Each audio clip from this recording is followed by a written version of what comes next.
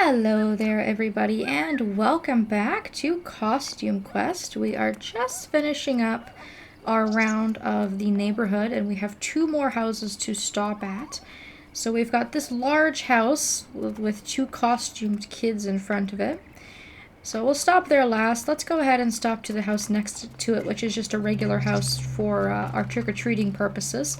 There's also one of our hide-and-seek kids trying to hide behind this hedge here. We have two more kids to find.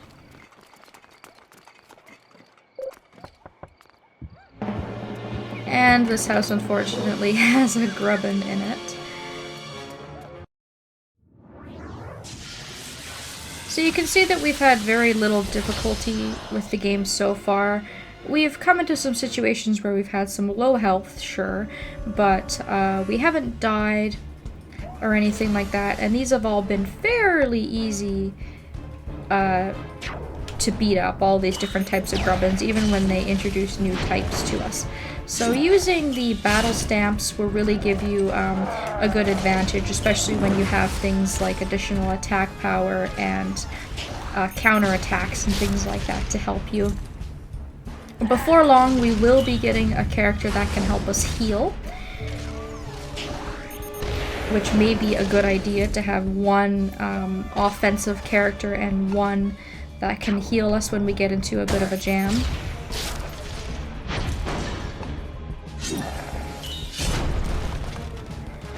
Because the game has no difficulty setting, I should mention that, by the way, for those of you who may be curious. This is a game that doesn't have any sort of difficulty setting, it's just the way that it is. So some people might find this game to be too easy because there's no way to make it any more difficult. And as long as you're fighting properly and you're not like skipping any battles or running away or anything like that, you should not find the difficulty of this game to be too bad. Alright, so let's look at this big, large house that we have here with these couple of kids. This is a private party for patriotic heroes. That's us! Ha! Your costume celebrates science and the monarchy. How is that patriotic? Look, I have a colleague in front of the steps over there who might be able to inspire you. Just tell her I said it's a matter of manifest destiny. Got that? Alright, so that's our password. I have a manifest destiny. You should see a doctor about that. Let me give you a prescription. So now we get a pattern for another costume. We're actually going to be dressing up as the Statue of Liberty, which is pretty patriotic if you ask me. First thing we're going to do is go to the end of the street here with this Lincoln kid now that we have the password. You got some powerful friends, that's all I gotta say. And once the kid moves, what you're going to need to do is dress up as the knight using Ren. And this is when the special ability comes into use. She won't get her costume wet because it's made of cardboard. But if you use the shield, you can duck under the water and protect the robot costume. So now that we're in the sewers, you're going to want to go into this little green lit hallway and pick up this treasure chest, which has our first piece for the costume. And then if you go through the ladder, it'll bring us to the other side of the neighborhood in front of the other Lincoln kid that's guarding this ramp. And he will, of course, let us through. So after you've done that, you're going to need to switch to the robot in order to be able to go over these ramps. And I want to just check the yards for stray pieces of candy. There's another chest here with our cardboard material. And then this kid will let us off of the ramp so we can leave. He'll give us our final piece, and we can now dress up as the Statue of Liberty. It's a symbol of freedom from tyranny, which is a different and more inclusive concept than loyalty to country. But it will still get us into that guy's party? Oh, totally. That's a cute little piece of conversation. So we're going to dress up like that as soon as we get to the party, but we're going to need to continue to use the robot to get over the ramps.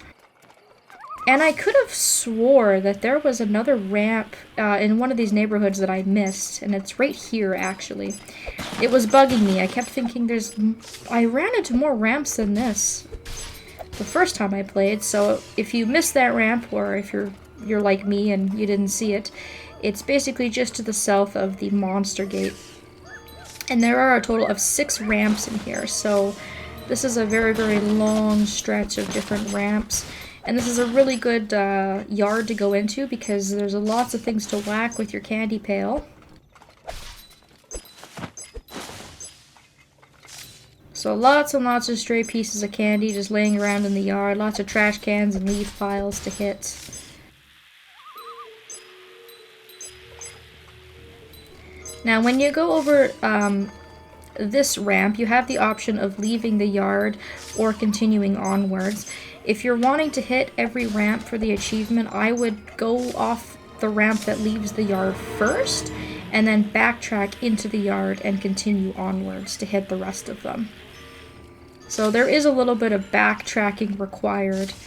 As far as I know, there are maybe a couple of other ramps in the game, like late into the game, but it's much easier just to try and do this achievement now, especially since they give you enough ramps to do it right off the bat. You might as well just take care of it in your first level if you can, and you don't gotta worry about it later on.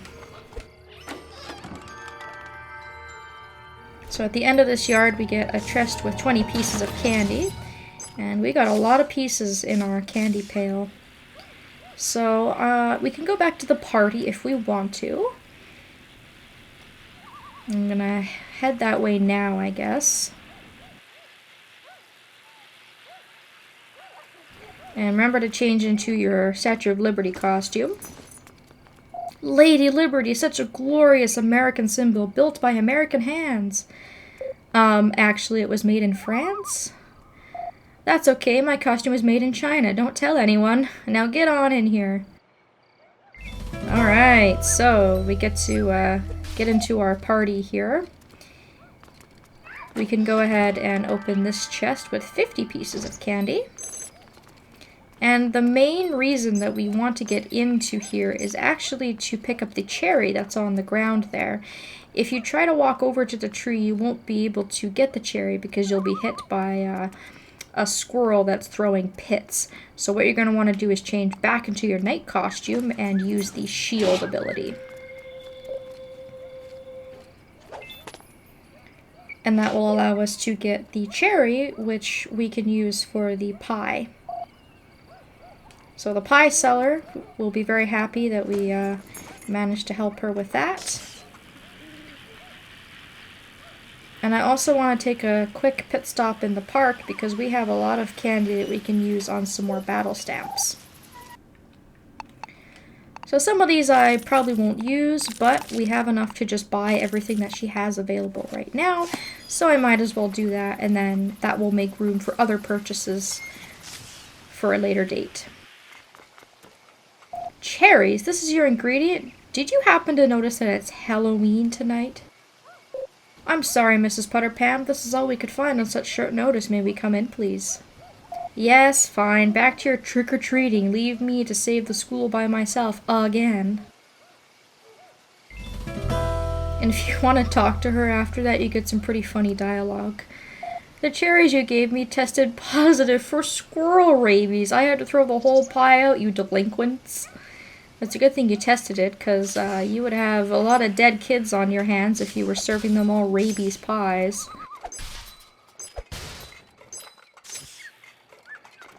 So we can get started trick-or-treating again. They give us some houses right off the bat. And I think we've only got like 3 or 4 houses left, so by the time you enter this neighborhood, you really do not have a lot of houses left. Man, I hope I'm the only banana tonight. Last year, total banana fest. Yeah, see, like, the humor's just very cheeky and very funny. I don't know, I just really like it. Before I trick-or-treat at this house, I'm gonna go ahead and take the ramp over and have a look at what's in this yard. There's also another telephone that we can use to save if we want to. The game does save every single time you level up, and it usually saves at the start and end of a quest. It's fairly good for that, but I like to make a manual save when I can when I see the telephones, just in case. So you can see here in this yard there's just more candy, and we're already increasing our candy amount by quite a bit from the last time that we spent it. I feel like we only had about 100 pieces left by the time we left Sadie, and now we have quite a bit. So you do really rack up candy fast, and like I said, it is worth it just to go around and hit objects because you managed to get candy so quickly.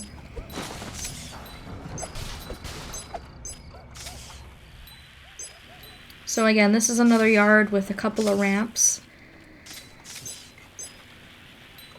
And you should be getting very, very close to the ramp achievement by now. I've already gotten it, so it won't show up for me, but we've pretty much hit every single ramp that we could hit up to this point. So there we go. We went around that yard. Which brings us right in front of the pie stand, and we can pretty much carry on from where we left off. So let's start by doing this house. We have 4 houses left to go.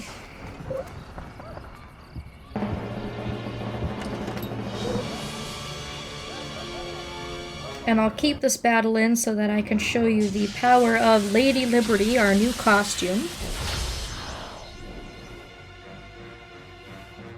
I also think it's really cool that either a character can wear the costume. Like, Ren's a girl, so you might think that, you know, more costumes would look better or be more suited for her, but the costumes look and act the same regardless of which character you put it on, which I think is really cool. So we're going to go ahead and take care of the shaman first, because we don't want it to heal itself or its buddies. The Statue of Liberty's attack window is kind of interesting, because basically all you have to do is just mash the left stick in different directions, and that's always interesting to me because I've never found a set of directions to be better than the other. She just seems to attack kind of regardless of which direction you've hit, so that one's way, way, way easier than the other 2 costumes because it's just nonsensical. So it's a pretty neat costume. It doesn't do a ton of damage. I don't find it's as good offensively as either the robot or the knight. But what the Statue of Liberty does have is it has some healing abilities. So the special ability is called Anthem.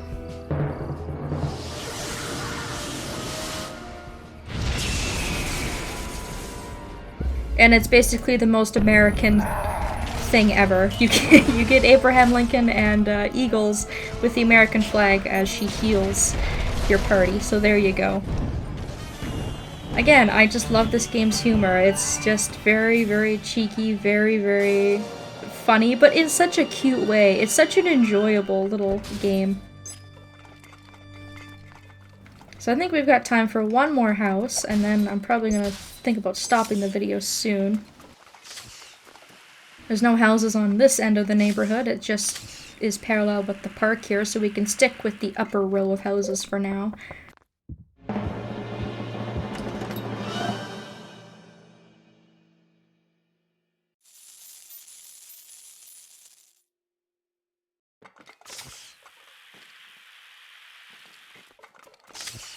Oh, and we also have a kid here hiding behind some trash cans. Again, these kids are not very well hidden. I feel like in the later levels they do hide a little bit better, but their hiding abilities right now are pretty pitiful. There's a house down here, after the park, on the bottom row here. And fortunately, it's a human. I'm gonna guess that our last house is probably gonna contain a grubbin. because we only have this house left and that's it. And then we also have a sewer at the end of the street here. There's another kid collecting some creepy treat cards, and he's looking for a fruity foam card, which we actually already have, which is great. So if you've been defeating monsters and going through all the houses, by the time you get to that kid, he will be able to trade you the card and finish that side quest up right away. There's also a house with, or a yard with some candy rather, just south of him. And I think as soon as we trick-or-treat at that last house there, we're pretty much done with most of the stuff in the neighborhood. We still have another kid to find. We do have to give that other guy the trading card he's looking for.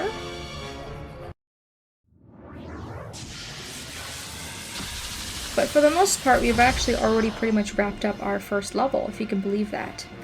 This is not a very long game. So as always, I'm going to go ahead and take out the shaman.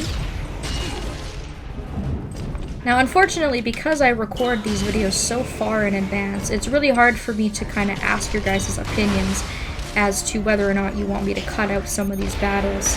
I kind of just have to go on my own opinions and thoughts, but I will probably start to cut these out from now on, especially if we don't really run into anything new. We will be getting into some new types of enemies in the next level, and we also are going to have ourselves a nice boss fight coming up, so important stuff like that I'll keep in.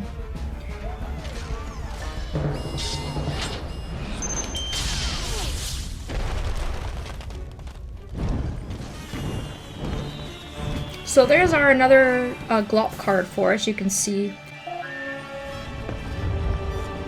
The gates are now opening. All the grubbins are to report back to HQ, which means that the gate is open for us as well. So I guess we can kind of finish off the last couple of things in this level. We can go into this sewer as well, just like we had gone into the other sewer, using our night costume. If you go into this little hallway here, we will find our final kid. And he was actually hiding in a really good spot. So each time that you find these kids, they will give you an upgrade to your candy pail, which means that you can hold more candy. Because believe it or not, each tier of bag actually has a candy limit. And after a certain time, if you fill the bag up, you won't be able to get any more candy. I've never had that happen because I tend to go to Sadie so often and buy my badges. So this puts you right in front of the gate. But before we leave, we're gonna have to go and speak to the kid who wants his glop trading card, seeing as how we got that from the last grubbin house. And then that's pretty much it for this level. Bro, sweet, you are the best. You can totally take my extra Choco Nana card for it. And the other good thing about doing these quests is you also get experience for them, of course. So you can see here that Sadie has actually gotten more stamps. So she really does get a large supply of these. And she replenishes quite often. So I'm going to go ahead and buy pumpkin guts and the bloodshot eyeballs. Both of which are actually pretty good stamps. Unfortunately, we can only pick one stamp at a time. And I think I'm probably just going to keep what I have on me right now. Sometimes I will go ahead and equip the pumpkin guts onto the side character, especially when you're using the Statue of Liberty, which is not that much of a strong costume. So we'll just switch out that badge and go with that for now. So I'm going to go park my butt in front of the gate. And we will leave this level in the next video and continue onwards. I'm just going to double check to make sure that there's absolutely nothing that I missed, but I feel like I was pretty thorough. I think we've hit every ramp. Obviously, we trick-or-treated at every house. We got all the costumes. We have completed all of the side quests and found all of the kids. So, I hope you guys enjoyed the first level. I will meet you right back in front of the gate next time, and we will leave the neighborhood and continue on. Thank you all so very much for watching, and I hope that I will see you next time.